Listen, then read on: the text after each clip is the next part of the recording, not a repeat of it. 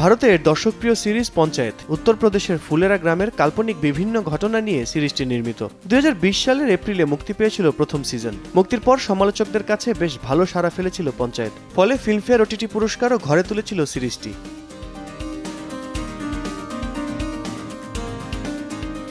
2022 সালের 20 মে মুক্তি পেয়েছিল পঞ্চায়েত সিরিজের দ্বিতীয় কিস্তি। এরপর তৃতীয় কিস্তির অপেক্ষায় ছিল দর্শকরা। অপেক্ষার অবসান ঘটবে 28 মে। অ্যামাজন প্রাইমে মুক্তি পাবে পঞ্চায়েত 3। মুক্তি উপলক্ষে এরই মধ্যে প্রকাশ হয়েছে ট্রেলার, যা রীতিমতো সাড়া ফেলেছে দর্শকদের মাঝে।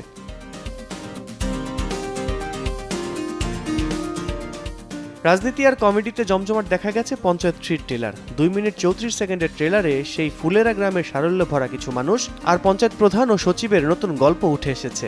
সিরিজের শুরুতে নতুন সচিবকে দেখা যায়। তাহলে কি অভিষেক ত্রিপাঠী অর্থাৎ জিতেন্দ্র কুমারের পর্ব শেষ? না, তা হয় না। বদলি আটকে যায় অভিষেক ত্রিপাঠীর। এখান থেকেই গল্পের শুরু। নয়া সচিব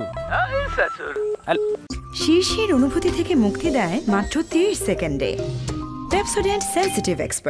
এবার সিরিজে থাকছে সচিব অভিষেক ত্রিপাঠীর সঙ্গে পঞ্চায়েত প্রধানের মেয়ে রিঙ্কি অর্থাৎ সানভিকার মিষ্টি প্রেমের ছোঁয়া, যার ইঙ্গিত পাওয়া যায় ট্রেলার থেকে। যদিও সচিব আর রিঙ্কির প্রেমের শুরুটা হয়েছিল দ্বিতীয় কিস্তি থেকে। সিরিজটির বিভিন্ন চরিত্রে এবারও থাকছেন জিতেন্দ্র কুমার, লীনা গুপ্ত, বিশ্বপতি সরকার, ফয়সাল মালিক, চন্দন রায়, পূজা সিং, সানভিকার মতো অভিনেতারা।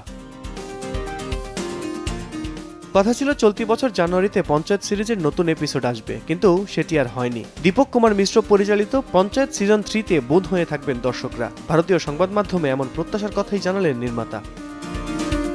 আল কাসির, সময় সংবাদ, ঢাকা।